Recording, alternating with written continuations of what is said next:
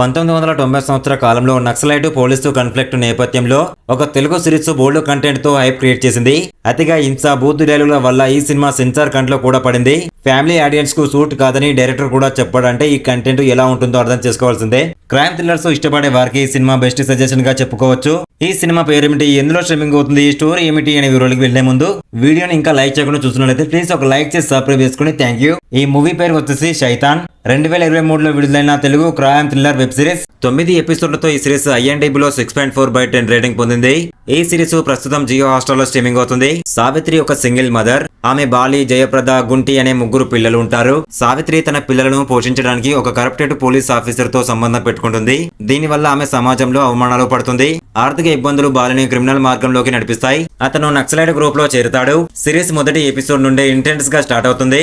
Bali home minister పై attack చేసి పోలీసుల నుండి తప్పించుకునే సీన్ తో ఓపెన్ అవుతుంది. ఫ్లాష్ బ్యాక్ లో బాలి కుటుంబం అన్యాయాల వల్ల ఎలా బాధపడిందో చూపిస్తుంది. బాలి నక్సలైట్ లీడర్ సామాన్య కోసం ఒక grey hound officer Vijay Kumar ను చంపే టాస్క్ తీసుకుంటాడు.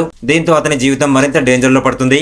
సెకండ్ హాఫ్ లో Bali sister Jayaprada peaceful life ను కోరుకుంటుంది. కానీ ఆమె డెస్టినీ ఆమెను వేరే దారిలోకి తీసుకెళ్తుంది. బాలి సోదరుడు గుంటి మర్డర్ గా మారతాడు. పోలీస్ ఆఫీసర్ నాగిరెడ్డి బాలిని అరెస్ట్ చేసి నక్సలైట్ నెట్వర్క్ ను డిస్ట్రాయ్ చేయడానికి అతనితో డీల్ చెప్తాడు. బాలి తన ఫ్యామిలీని సేవ్ చేయడానికి నక్సలైట్స్ పోలీసుల మధ్య స్ట్రగుల్ లో చిక్కుకుంటాడు. బాలి తన ఫ్యామిలీని కాపాడుకుంటాడా, నక్సలైట్స్ కి అన్యాయం చేస్తాడా, పోలీసుల చేతిలో ఇరుక్కుపోతాడా అనే ప్రశ్నలకు సమాధానాలను ఈ సిరీస్ చూసి తెలుసుకోవాల్సిందే. ఈ రివ్యూ మీకు నచ్చినట్లయితే ప్లీజ్ ఒక లైక్ చేసి సబ్స్క్రైబ్ చేసుకుని థ్యాంక్ యూ.